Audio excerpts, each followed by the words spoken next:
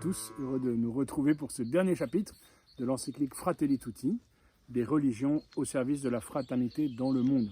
Ce chapitre est le suivant bien sûr, mais forme une unité, comme je vous l'ai déjà dit, je crois que les chapitres de cette encyclique fonctionnent par deux, et donc le chapitre 7 nous avait déjà introduit aux racines spirituelles de la fraternité qui sont de l'ordre du pardon, et aujourd'hui, pour terminer l'encyclique, le pape François nous propose une réflexion là aussi fondamentale sur ce que signifie la fraternité en lien avec la paternité, avec la transcendance.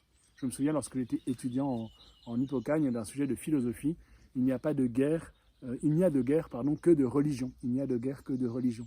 Avec le pape François, je propose de reformuler ce sujet en disant qu'il n'y a de fraternité que grâce à la religion. Donc c'est la mission propre des religions d'introduire la fraternité dans le monde et d'y contribuer. Et de lever cette suspicion qui plane et que les croyants eux-mêmes ou les religieux eux-mêmes font planer ou contribuent à entretenir. Le pape commence par nous dire qu'il n'y a pas de fraternité sans paternité. Ce chapitre est éminemment théologique, comme le précédent sur le pardon et sur la paix. C'est une contemplation du visage du Père, le Père transcendant, le Père de qui vient toute fraternité. Nous ne sommes frères que si nous reconnaissons que nous avons un même Père. Cette vérité transcendante que le pape Jean-Paul II, déjà il y a 30 ans, nous rappelait dans l'encyclique importante Centesimus Annus, et qui nous place devant ce visage du Père. Et pour cela, la raison ne suffit pas. Pour reconnaître le Père, il y a un acte de foi qui dépasse la raison, et pourtant la raison est indispensable, elle est convoquée.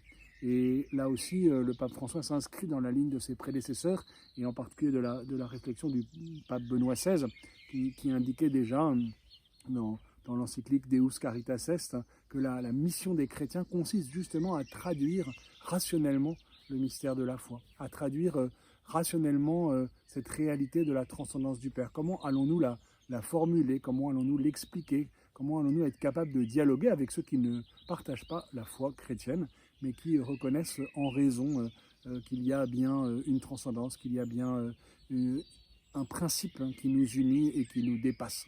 Ce principe, à la fois le plus intérieur et le plus extérieur à nous-mêmes, pourrait-on dire, c'est le visage du Père.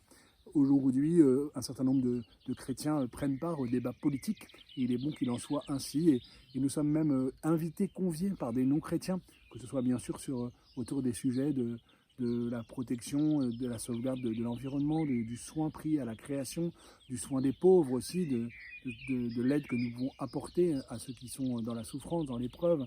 Et bien, sur tous ces sujets-là et sur bien d'autres, les chrétiens sont appelés à intervenir. Pas d'abord au nom de leur foi, ou plutôt au nom de leur foi traduite en raison. Je pense à un philosophe qui s'appelle Jean-Marc Ferry, qui a écrit et beaucoup travaillé aussi avec nous au Collège des Bernardins sur les lumières de la religion. Comment les chrétiens sont invités à enrichir le débat public par leurs réflexions, à traduire philosophiquement, anthropologiquement le fondement même de la foi chrétienne. Et sur des sujets d'actualité, nous voyons bien en particulier l'euthanasie, qu'il s'agisse de l'euthanasie, des lois de bioéthique et d'autres sujets, les chrétiens sont attendus.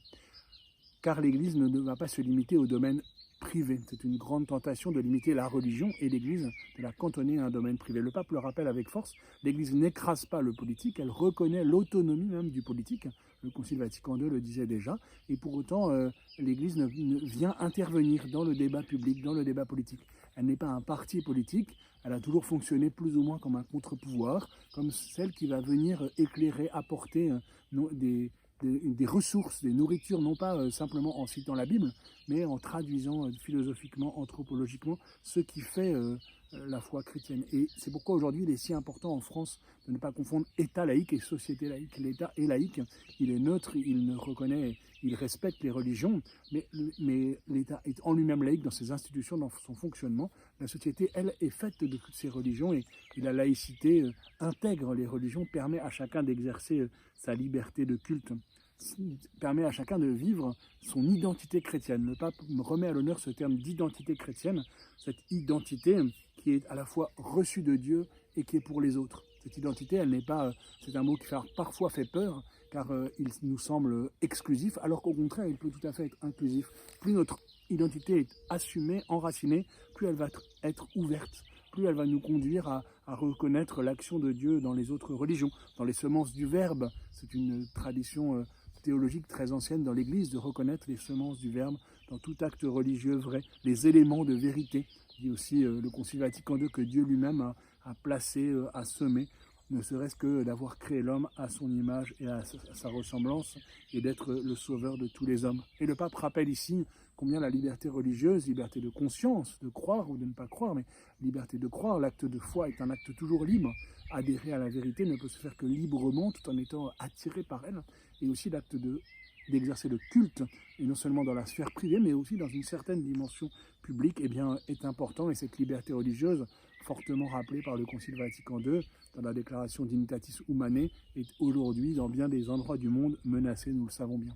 Le pape termine en rappelant son appel fort au dialogue, son appel à la collaboration mutuelle, à la connaissance mutuelle entre les religions, à l'amitié, à la fraternité et à l'amitié sociale qui s'exerce entre les religions pour s'exercer en vue de toute l'humanité.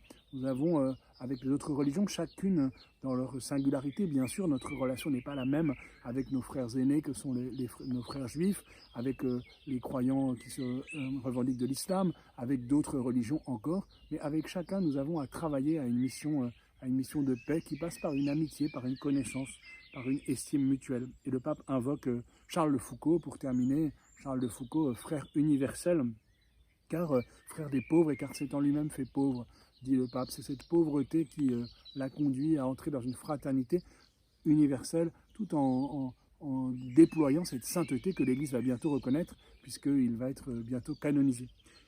Comme beaucoup d'encycliques, presque toutes je crois, celle-ci se termine par une prière, une double prière, une prière à Dieu créateur et une prière à Dieu Trinité, pour que nous puissions achever dans la prière, dans l'espérance, dans la confiance, cette réflexion sur la fraternité qui est partie de tout ce qui apparemment s'y opposait, mais est pourtant tenant dans l'espérance, traversant toutes les médiations, pourrait-on dire, du dialogue, du pardon et de l'art aussi, de la politique du meilleur possible, et arrivant maintenant à cette prière faite à Dieu pour que la fraternité grandisse entre les hommes. J'espère que ces quelques vidéos modestes vous auront aidé à lire cette encyclique. Bonne lecture et à bientôt.